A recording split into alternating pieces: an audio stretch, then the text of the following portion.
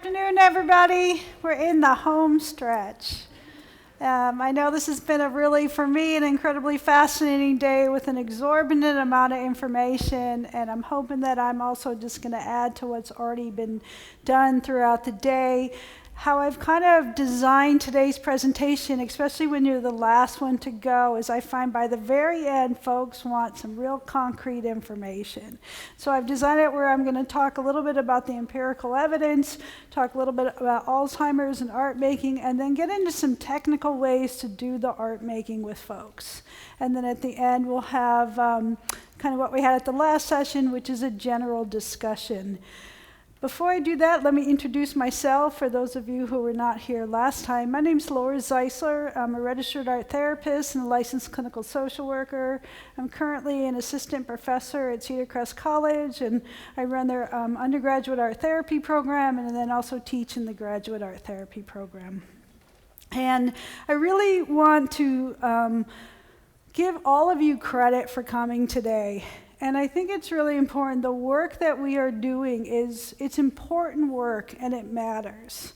And one of the things that really matters is that the innovation components, and I'm really grateful that the Phoebe Institute is offering this to us, and the fact that it's offered free is pretty phenomenal. And I'm really, truly grateful that we are able to come together as a community to be able to learn from each other, to be able to receive this information.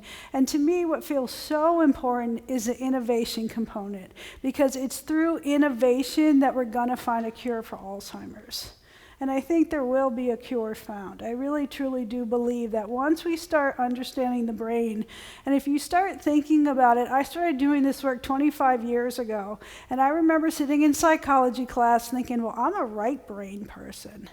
And that's really not how we look at the brain at all anymore. And so in the last 15 years, the capacity to be able to create new active MRIs and change the way that we're studying the brain and how the brain actually works, not just having an autopsy and opening up and seeing a skull, but seeing how the brain synaptically and electronically connects, that's only going to get better. And I think as that technology starts to grow, we start to understand how the body works. We understand psychoneuroimmunology, how the hormones directly interconnect with the cognitive and electrical structure of the brain. I think it's going to make a big difference in how we look at Alzheimer's. So I just really wanted to kind of point that out.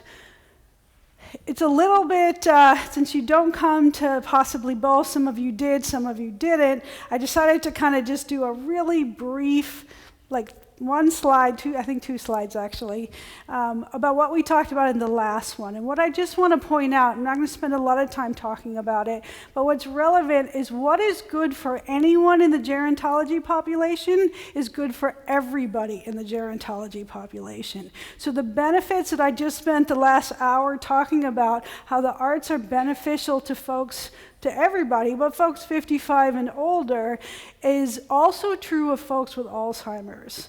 And what I really want us to start thinking about and start expanding, and I'm open to hearing people's conversations and information at the end, is one of the things that I think happens is Alzheimer's, for very semantical reasons, gets really separated out.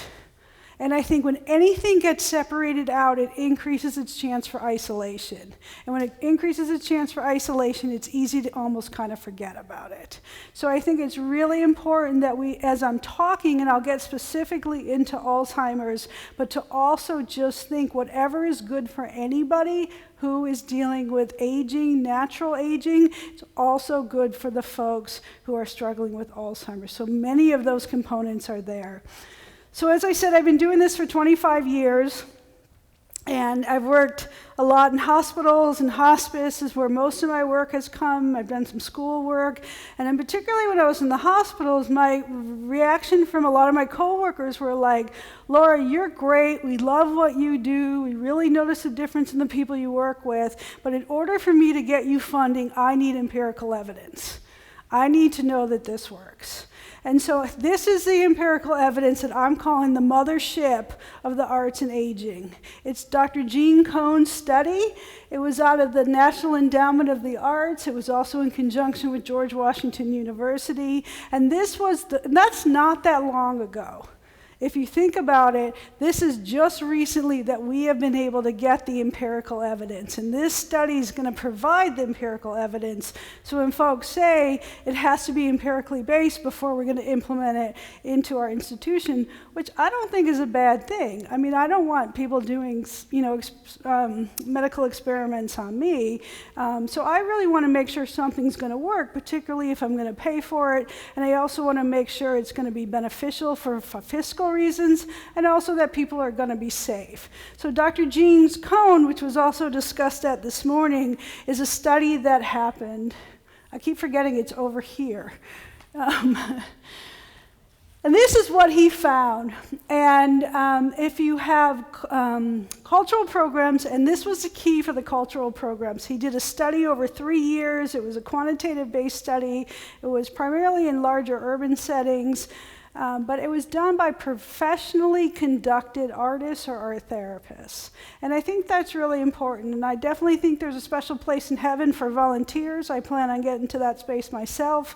But I think what he's really talking about is treating the arts as a professional intervention. Now, I've been to a physical therapist. I can show you a few exercises if your back goes out and what's going to be helpful. Doesn't make me a physical therapist. So really, I think one of the things that's so relevant about his study is the empirical evidence that exists and also the professionally conducted. So I think it's really important that if we're going to be creating these programs, we also be creating programs that are going to bring in physical therapists, occupational therapists, and art therapists. And they're all considered medical interventions. It's not extra, it's not complementary, it's not supportive. It is a medical intervention that is as relevant. So this is what he found. He found that when folks had a once-a-week art program, they had fewer doctor visits, they had less medication use, and that really is a fiscal, that will bring down costs, so that's always important. And this one, as I said before, was so important to me, was fewer instances of falls. Because what we know is the quickest thing for someone to go from independent living into a facility is they fall, they break their hip, they end up in the hospital, they end up in a rehab, and then they move into a facility. And so it's really important to be able to keep people living, if they choose to, independently. That's also a fiscal responsibility. So I really think it's important that we are looking at the connection between the value of the arts and how it can help us with fiscal responsibility.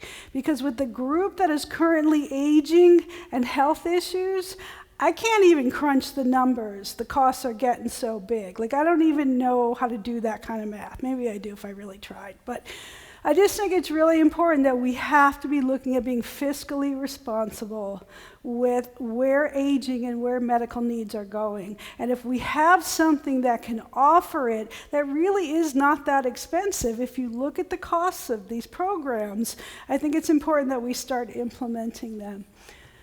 Better morale and less loneliness. And I just want to emphasize loneliness again. I know it was mentioned this morning, but the idea, and I think this is particularly true for men, is that people don't like to admit they're lonely. And that's not true of just folks who are older. Nobody likes to admit they're lonely. And I think it's really important that that's a pretty easy thing to intervene on.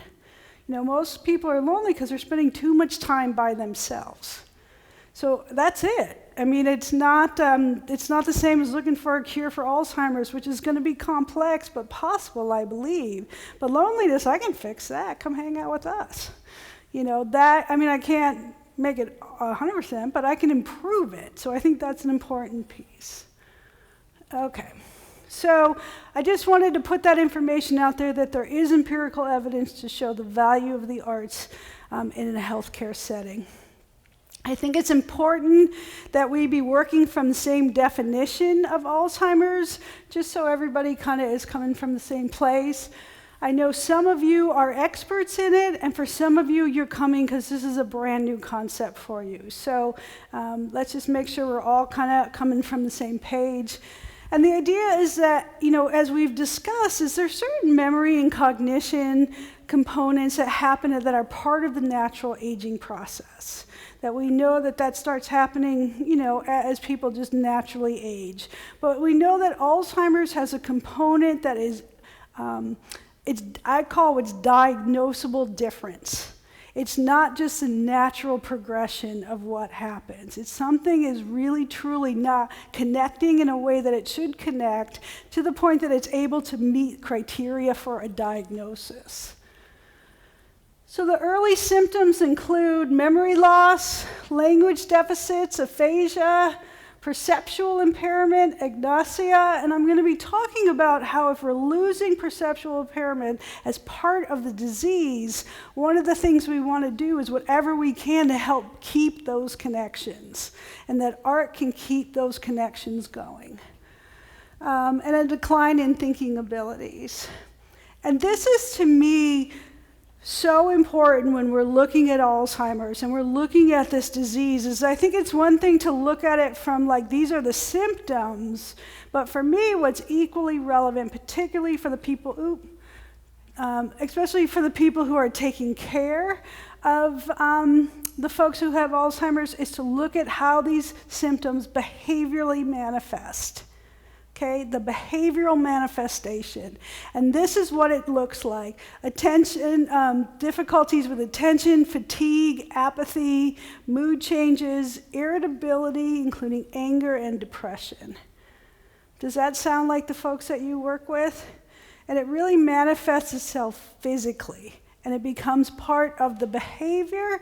And then I think what happens when something manifests itself physically, oftentimes it's easy to start thinking of that person as the behavior. And I just think it's always really an ongoing challenge for us as providers to make sure that we're separating the person from the disease. And unlike cancer, where in some ways it's easier when you're working with someone who's, going through chemotherapy treatments to separate the disease from the person. And I think with Alzheimer's, what can be so particularly challenging is these behaviors are challenging.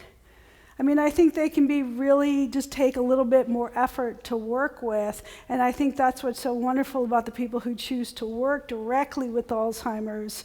But to just remember that the more we can remember that this is the behavior of the disease is being manifested, it's not the person. And I just think as long as we just keep going back to that place, we'll always find home.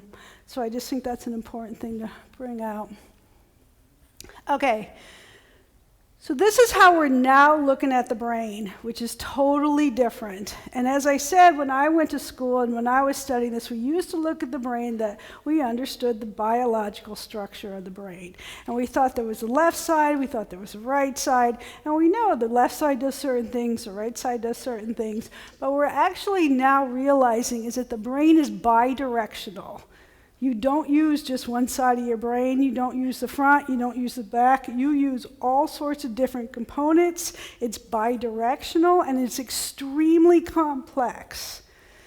And so what we're finding is that if you're having problems with memory, you're going to have problems with other domains as well. And historically, even as we started to look at the brain in a more complex capacity, we still looked at it as mind-body split and mind-emotion split. So we really were looking at it that, if you were having memory problems, that was a cognitive deficit. And that's an accurate assessment. It is a cognitive deficit. But we're now starting to look at that mood and emotion, which is, regulated in the limbic system, which is really, if I just went right deep in my brain, it's right in the center, a deep part of my brain. So emotion is not just a reaction to, it's part of your thinking process. Does that make sense? So really start thinking about it so you can see how the irritability is not just about the disease, it's also just, it must be terrifying to not be able to remember things, to not be able to connect things. That's going to have an emotional connection. And so what we're starting to look at is that you have the prefrontal cortex, which is your organizer, it's all your executive functioning skills, and your limbic systems are starting to work simultaneously. And so we know that if somebody's feeling stressed out because they're losing their executive functioning skills, it's going to stress them out. They're going to have an emotional reaction. That emotional reaction is going to make it even harder for their executive functioning skills to work. So we really want to start understanding the brain, not from a cognitive and then separate or somewhere else emotional. They are one. And if I could come up with a word, I would be rich, and then I could tell you it. But I don't have one. So what I want you to think about is when you're working with art, it's going to stimulate that brain connection. It's going to stimulate both parts of your brain. The prefrontal cortex, that's going to get stimulated because you have all sorts of things you're thinking about when you're making art. Do I want to use blue paint? Do I want to use red paint? What do I have to do first? Dip the paintbrush into the water. Those are all executive thinking skills. Okay, so that, and for most of us, that's not something we stop and think about anymore. They're kind of like driving a car. It's just something we now know how to do. So what we're finding is that when you're making art, it's stimulating the brain. And when the brain is not stimulated, that's when you're losing the brain connections. And when you're already struggling with Alzheimer's, you need all the brain connections you can get. We don't want to lose any more of the brain connections that we have because diseases organically start taking those connections. So we also know that the brain is going to create new connections, and we really want to find paths that are easy for folks to be able to make those connections. The other thing that we're finding is that when people are making art, they're oftentimes doing self-narratives. The self-narratives can sometimes include memory, but oftentimes it's just about the event that's happening right in front of them, the here and now. That becomes a self-narrative. And then that self-narrative reinforces language capacity and spatial capacity. So you really are interconnecting all these parts of the brain. So you got the cognitive, you got the emotional, you got the physical, and I always have to put in the spiritual because I don't know how you can be a person and not have spirituality in your life. Okay, so how I look at it, and this is oftentimes how I describe it when I'm talking about art making. Sometimes I call it art making, and depending who I'm talking to, sometimes I call it sensory stimulation. So the purpose of the activity that I'm doing is to provide sensory stimulation because I want to get that bidirectional activity going on in the brain. I want to stimulate the prefrontal cortex and the limbic system simultaneously. And I think what you call it depends on your setting, but I think they're both accurate. But it's sensory stimulation. And the idea is that when you are making art, you're increasing brain plasticity. You have to remember, we're homeostasis beings. Our bodies always try to go back to what's stable. We always try to, if something's broken, it always naturally tries to fix itself. Sometimes it doesn't have the capacity to fix itself, but it always tries to do so. It also talks about new growth neurons in the hippocampus, and the hippocampus is the part that holds the limbic system. It's also the part of your brain that holds your visual spatial relations. And visual spatial relations are not just looking at a painting. If I'm trying to move around here, get from point A to point B, those are visual spatial relations. If I'm trying not to fall off the stage, that's a visual spatial relations. And so that one's too scary. So I'm going to use this as an example. So if I'm not paying attention and I bump into it, I'm probably going to bruise myself. And if I have a bruise that I didn't know where it came from, that's probably going to cause me some anxiety. So you can really see how all of these things are interconnecting and the need to keep these things interconnected and growing. And then the other thing that it does is it balances the autonomic nervous system. So I don't think I talk about it in here, I don't. So the autonomic nervous system is divided up into two sections. So from biology class in high school, you probably remember rest and digest and flee and fight. Those are the two parts of that system. And what we now know is that you have to have a healthy nervous system in order to deal with the coping experiences of your life. So if you have too much rest and digest, you start having depression. And if you have too much get up and go, you start having anxiety. And the other thing that we know is that when the autonomic nervous system is flooded, so that means you have like a brake pedal and the gas pedal going simultaneously, it floods the engine and the engine doesn't go anywhere. So if somebody's overwhelmed and depressed simultaneously, they're going to flood their own system just like they would flood a car because their autonomic nervous system is out of balance. If the car's flooded, the car's not going anywhere. So if the car's not going anywhere, you've lost motivation, and then it just starts to affect the person in the environment, the family, how the family responds to the person. So it just becomes one big cycle. And so the idea that art can balance the autonomic nervous system, and the more you can keep that nervous system balanced, the more you'll have somebody who's able to engage with their environment. And there's obviously limits within their capacity to be able to engage due to the disease, due to the nature of the agitation that is part of the disease, but anything we can do to help that. So I look at it like a drought. And if we have a drought, we need rain, and some years we're going to have that, some years we have too much rain, but the idea that even just a little bit of rain's going to help.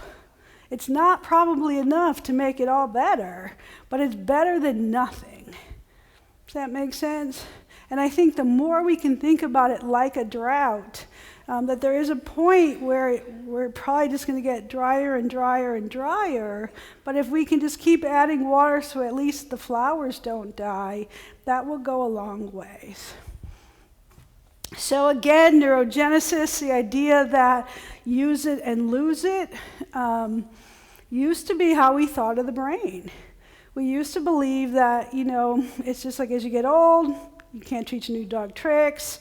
It's just kind of like you've learned as much as you can learn. And we're now learning it so differently. The more you use your brain in any capacity, the more you use it, the more you get. The more neuron connections you make. That is only going to continue to, I believe, I should probably say that's only going to continue that understanding of the brain, because that is a brand new way to understand the brain. To really understand that using your brain makes it work better. It's just like your body with your muscles.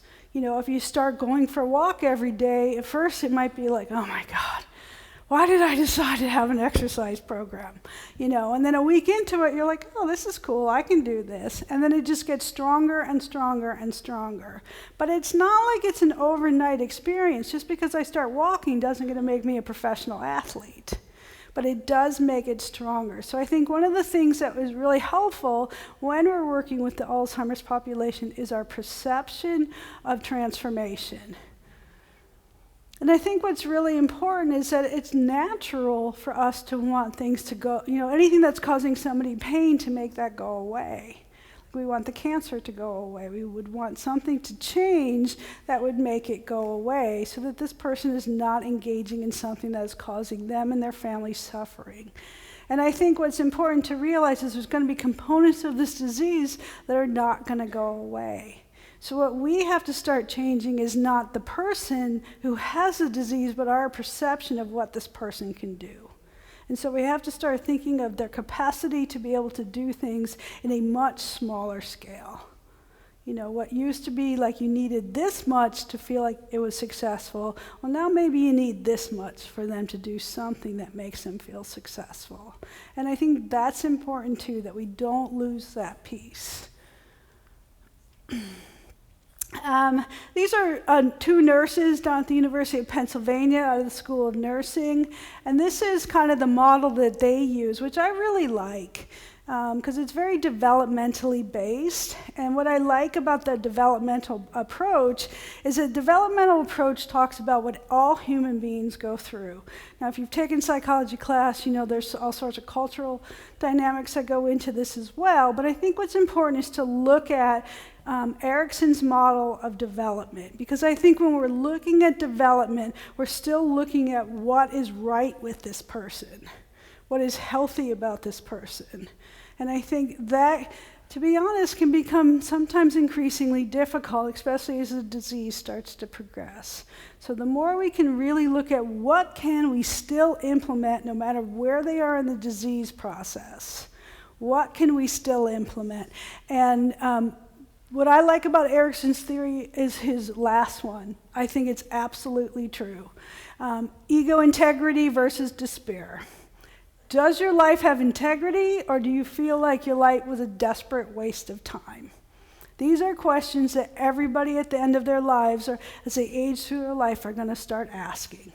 And so the idea is if your life is feeling successful, you're feeling like your life has integrity, that my life matters, that I did something meaningful, and that it matters that I was here on this plane.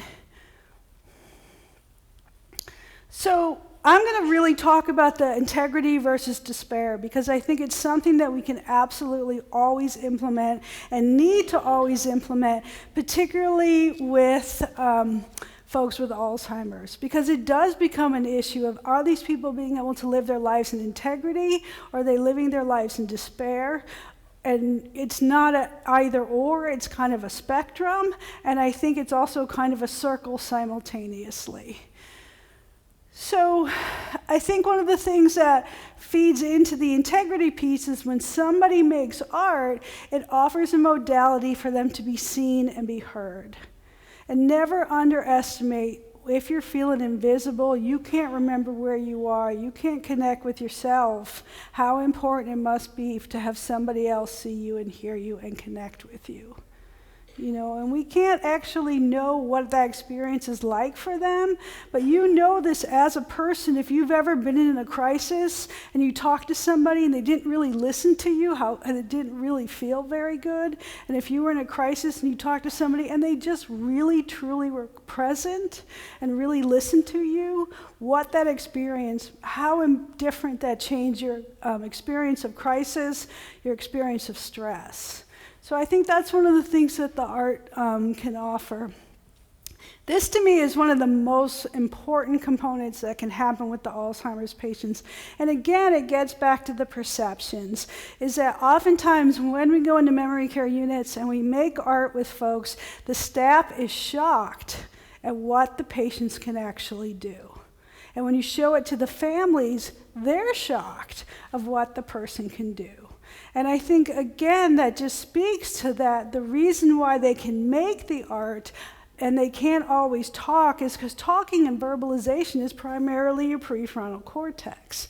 And once you start losing those components based on your disease, art comes from other parts of your brain as well. It taps into other parts. So you don't necessarily need to be able to talk and formulate a sentence to be able to make a picture, because it's verbal spatial relations versus visual spatial relations.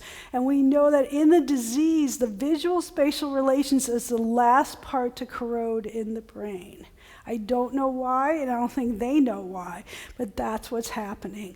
And so what I find is that when people can see a tangible product that shows that, you know, there's the strengths of this person, I think it can really hold hope for the families and for the caregivers. And I think that's just a really important piece, because I think if we don't acknowledge the emotional magnitude of that diagnosis and the level of care required, we're kind of not really looking at the whole person.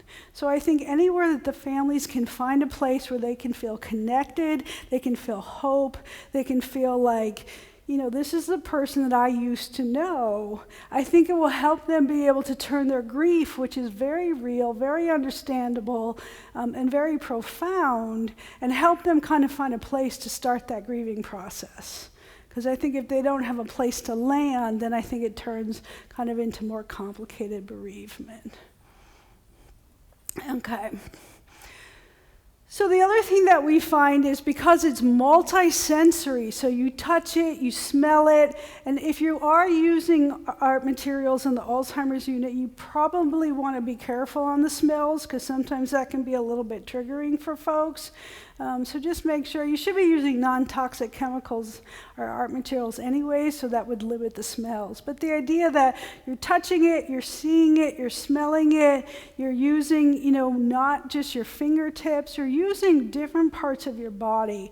And that multisensory experience is really helping that bidirectional thinking and that component of the brain. The other thing that happens is, which we've talked about, throughout the day, but I just don't think you can talk about it enough because it is so relevant, is the notion of life review. That's a typical developmental task for folks of this age. And anyone, even as you come up to a big birthday, you're going to start doing life review. That's part of how we put our life in order. It's how we structure the life that happened. And I think what happens with the life review with these folks and with memory is it doesn't come out in a very, like a whole story, like I was born in Cleveland and then I went to college in Colorado and, and then your life story kind of unfolds. It kind of comes out more in snippets. And I think what's important is not that the order of the snippets are relevant, but that somebody acknowledged those snippets existed. I think that's where people find that integrity, that somebody knew that I was here, somebody cared that I was here, somebody heard my life story, and that it mattered that I was here. Okay. Again, we're talking about instilling hope. And I can't emphasize that enough, because if people don't have that sense of hope, depression and hope can't live in the same place. It's physically impossible. It's like magnets, when you try to put the other side of them together, they contract away from each other. Hope and depression can't live in the same place. So anywhere that we can find a way that people can find that sense of hope, it's really incredibly important. And really a great place where hope can come from is through confidence. Confidence is built. So if you go back to how I teach someone healthy self-esteem, I could sit here and say, oh, you're such a nice lady, you're such a good person, you're so funny. And if you don't think it, doesn't matter how much I say it or how much I talk about it or how fabulous I talk about it. If I say it in 6 different languages, it's not going to make a difference. What's going to make a difference is if you do something and you experience a sense of mastery. You experience a sense of success. So mastery, again, it's the perception. When I think mastery with art, I think of Rembrandt. I mean, that's what I think of when I think of a master. Now, I went to the Art Institute of Chicago, so I have some art skill, but I'm no Rembrandt. But we have to start our perception of thinking of mastery in art, that maybe it's not about being able to make a great piece of art or getting into an top art school or anything like that. It's about being able to make an image. That's the level of mastery they're working at. And I'll talk more about that when I get into the concrete art making section. So again, it's looking at our perceptions of what these concepts look like, because they're basic concepts that all people need. We all need these concepts, but we have to change our perception of what the definitions look like. Hope's going to look different on the Alzheimer's unit than it's going to look in other places. Is this all making sense? Okay. The other thing that they talk about, which I think is really important, is the concept of offering control. And control, when most people think of control, we think of it in a dysfunctional power kind of way. And we're not talking about that kind of control. We're talking about the ability to be able to take charge of your own body, of your own life, and of your own experiences. And this population, because of the disease, as well as because of oftentimes other health issues or arthritis or other dynamics that are going on for the folks, what happens is they lose control of their daily life activities because they can't physically do it. So that's the other thing that happens. So when you really lose that piece of independence, I think it really starts making you feel a little bit on the infantile side. And when you start feeling infantile, what happens is you start feeling helpless. And when you start feeling helpless, you start acting helpless. And when you start acting helpless, people start treating you as if you're helpless. And then you can just see how that just spirals down to, if you're not actually using your muscles, just like your brain, you're going to lose the capacity. So anywhere where folks can have control over their life, and if the control can be something as simple as, do you want a blue piece of paper or a white piece of paper? That's a choice. And so I think, again, we have to just keep going back to, if we think of the choice is so small, it must not be relevant, then we've missed the point. The point is not the size of the choice. The point is that they still get to have a choice. Okay. I want to talk a little bit about coping skills because it's the approach that they use. And I think one of the things you want to think about with coping skills, I'm just going to pull them all up. We always think of, I shouldn't say we, I say it's a common dynamic that when folks show up to a nursing home or to a senior living facility or to a memory care unit, is we have to remember is that they are who they have been their entire lives. We are meeting them at one segue into their lives. So if this was a person who was had really good coping skills, was a really good problem solver, that's how they're going to walk into this disease as well. And if they were somebody who didn't have very good coping skills, which I'll be honest, most people don't have very good coping skills. They just don't. It's something that people oftentimes have to learn, and they oftentimes have to learn via a crisis. So being a mental health therapist for many, many years, folks would have a crisis. They would come to me and say, I just can't deal. I need help. And the work we would do together was to build those coping skills. Well, the crisis is the disease, it's the Alzheimer's, and because of the nature of the disease, it's very difficult to start teaching those coping skills because it's hard to learn new skills in that capacity. So one of the ways that I think it's helpful to integrate the coping skills into the work is to ask the family not about the disease, because I think there's so much information we do need to gather in order to provide the good medical care that we need, which is very relevant, but start asking how did they handle situations when they were stressed out? What were their coping skills? And trust me, you will know what they did. And if they can't really answer it, you can say, what did your mom do when she got mad at you? And a mom who screamed was probably, well, you kids were probably driving the poor woman crazy, but she was also highly stressed out, okay? So those are things that you want to start looking at and start thinking about people through coping skills. And so there are all sorts of different ways that the art making can promote the building the coping skills. That's through self-reliance, letting people be able to do really small problem solving on their own. That will build coping skills. It's that mastery. It's that I made a choice, I made a good choice, I did something and something happened. That is how we build coping skills. That's how coping skills are integrated. And also, again, it's that trying something new. It's that being able to just step outside your comfort zone just a tiny, tiny bit to be able to do something new. It doesn't have to be complicated. So, like a project that we oftentimes do is tissue paper collage on bottles. And so it's something that everybody can do, and it's so visual and it's so tactile that if they get lost, they can watch the other folks doing it. But for a lot of folks, they've never done this before.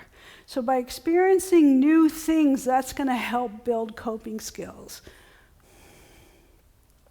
And then any way that they can support each other in the group. What can kind of happen sometimes with Alzheimer's folks is that the group actually agitates them. So I think one of the things that is oftentimes helpful that you can do is if somebody, and this goes according to having how much staff you can have. So I think it's always helpful the more bodies you can have per patient, the better off you are as far as ratios.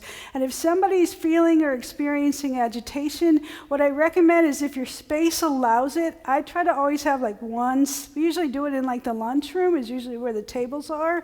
And then I usually try to set up a station just off to the side. So if somebody's being physically agitated by the amount of noise, the stimulation, paper is loud.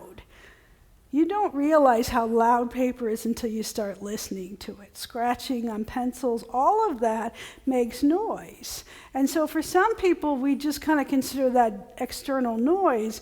But if you're already feeling highly agitated neurologically, that's just going to make it worse. So sometimes what I'll do is I'll have folks just what I call like my special art table. I use that very language. Come sit at my special art table, and I just work with them separately. So it just gives them enough separation so that the visual, audiological, and physical stimulation is reduced, which will calm the nervous system, and then, but still let them stay part of the group, because I still want them to be connected. Okay. And again, it's that ownership, and it's that sense of belonging, and that sense of being connected to something. Because I think it's important that we don't just connect cognitively. We don't, and we don't necessarily have the science to back it up. But if I ask you guys to remember 3 of the most important memories of your life, you're probably going to start in a much deeper place than just the actual cognitive facts. So if what came up for you was your childhood home, probably the first thing you did was visually see the home. You didn't see the street. I mean, if I said what was the street address, you may or may not know, depending on how old you were when you lived there. But you didn't understand it cognitively. You experienced it on a different level. And I think this is one of the areas that we, as artists, can bring to folks, is to remember that memory and meaning comes more than just cognitively. It doesn't just come from your street address. That I was born on 241 Letchworth Street, Beechwood, Ohio, that list goes on. That wouldn't make my list until pretty far down. And that the art can really help people to their memories, to their meaning, to their hope. And it really happens on a level that's not just cognitive. Okay. Okay, let me pull all these up. Okay, so I'm going to start now moving into the semantics and some of the ways that I logistically do the work with the art making when I work with folks.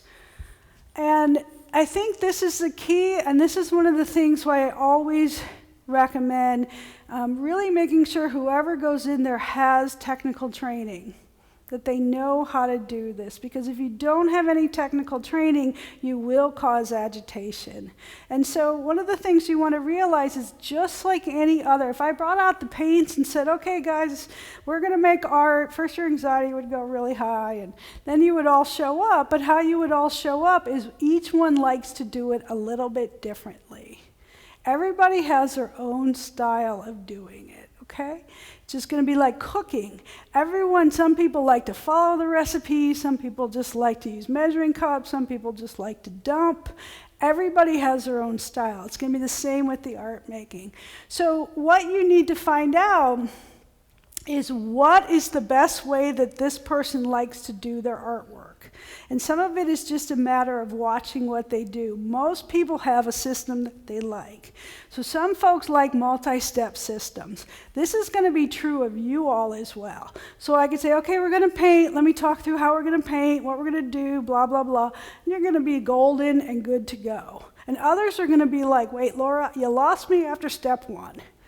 Okay, so you have to kind of figure out what do folks need. And how you figure that out is you do an assessment. You actually give them a paintbrush, you show them how, to dip it in the water, dip it in the paint, start painting. And then you just see at what point did they start looking lost. And if you're paying attention, it'll be pretty obvious when they started looking like, I'm not listening to you anymore. So you know that that person can only do one step at a time. And to be perfectly honest, I think most people can only do one step at a time. I don't think that's just about Alzheimer's. I think that's just about when people don't have a lot of experience doing art on a regular basis. They like to hear it in sequence, in short steps.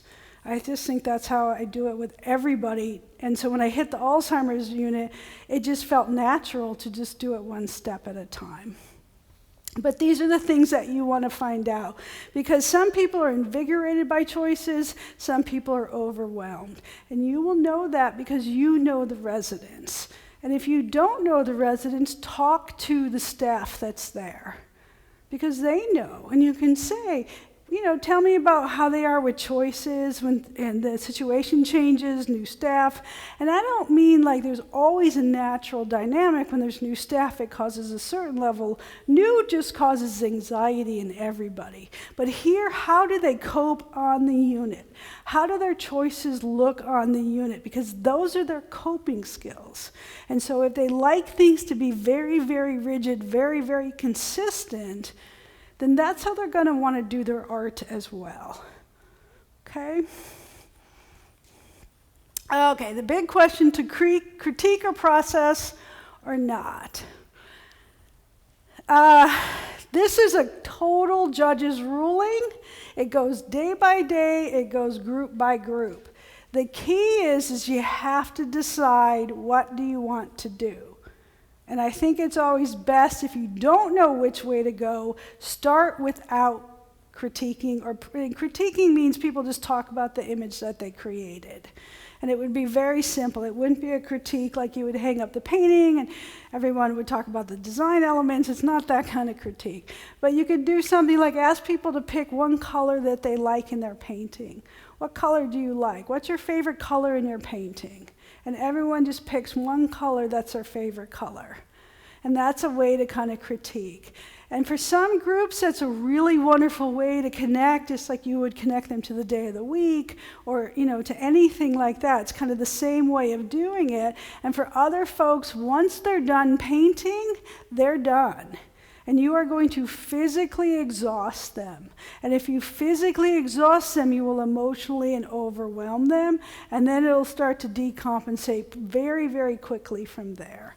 So these are just things that, if you're going to do the art project, I don't know that there's a right or wrong way to do it with folks, but I would have a plan and I would baby step into the critique or processing.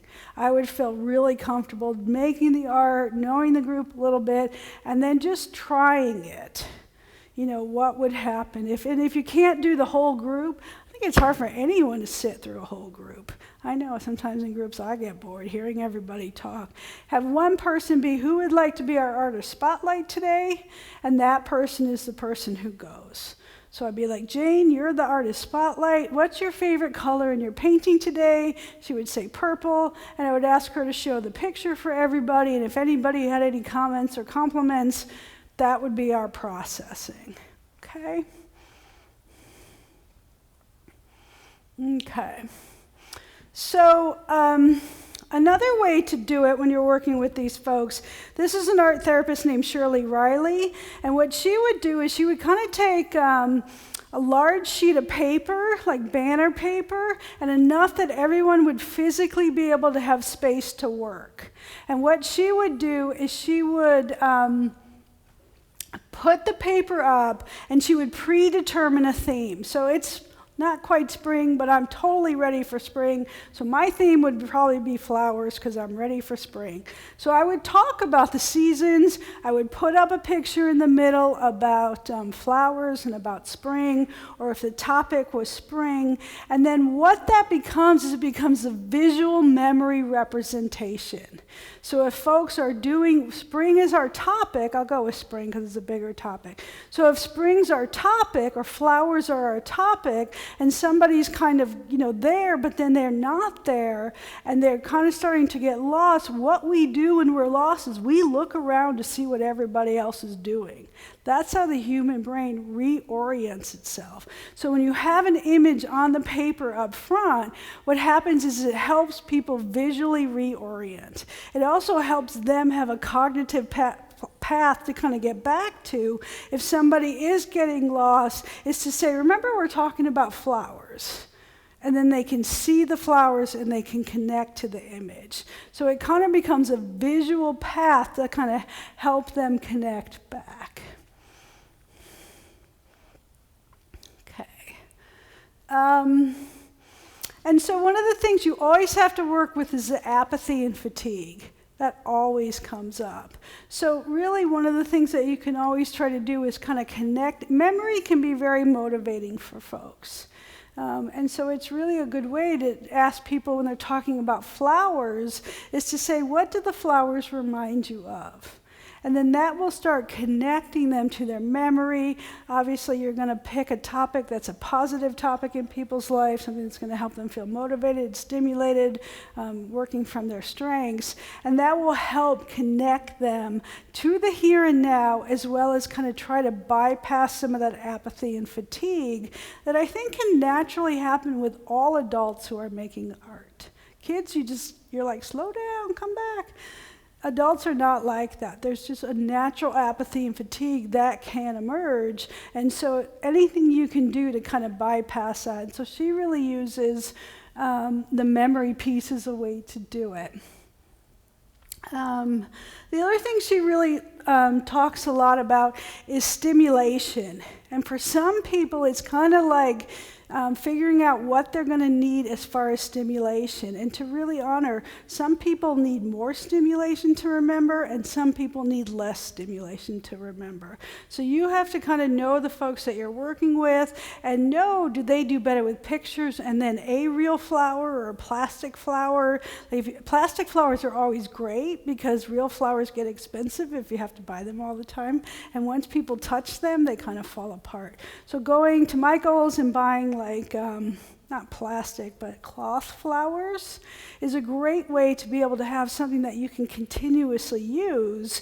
And so if people need more stimulation, you can bring out your cloth flowers and have people hold them and, talk about the different stages of the flower. So it's just one more way to bring in stimulation. It's not just visual stimulation, there's also the physical stimulation. And then she also talks about semantic memory and helping people if they're going to draw faces or draw portraits, is to really break it down and just say, the face is a circle. Some people will pre-draw the circle if that's something that folks need. And then you'll have them draw the eyes, then draw the nose, and draw the mouth. So what you really want to keep doing is see what do the artists, and I call them artists, what do the artists that you're working with need? And the key is watch the stimulation level. If the stimulation level gets too high, that's when agitation kicks in.